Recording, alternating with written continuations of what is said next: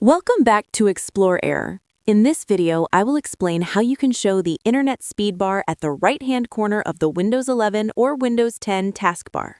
This will help you monitor and track the internet speed you are getting while browsing or working on any application. We will be using a small tool that is available on the GitHub website, and you will find the link in the description. You need to open that page. Once you open the GitHub page, on the right-hand side, you will find the latest release.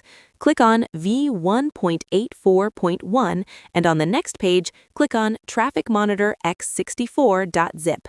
After clicking it, the download will start. When the file is downloaded, open the downloaded file in the folder. Now you need to extract it. Right-click on the file, choose Extract All, select the location, and then click Extract. After extraction, a new folder will appear.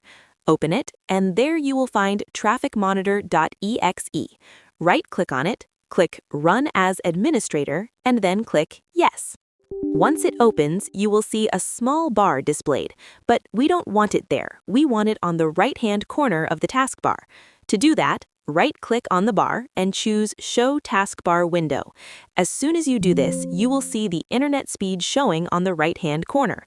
Now you can right-click on it again and uncheck Show Main Window, so the main window disappears and only the taskbar speed indicator remains visible. Alright, this is how you can quickly enable the network or internet speed display on your Windows 11 or Windows 10 taskbar. That's all for today. Hopefully you enjoyed this video, and if you did, don't forget to like and subscribe. I'll see you in the next video. Bye!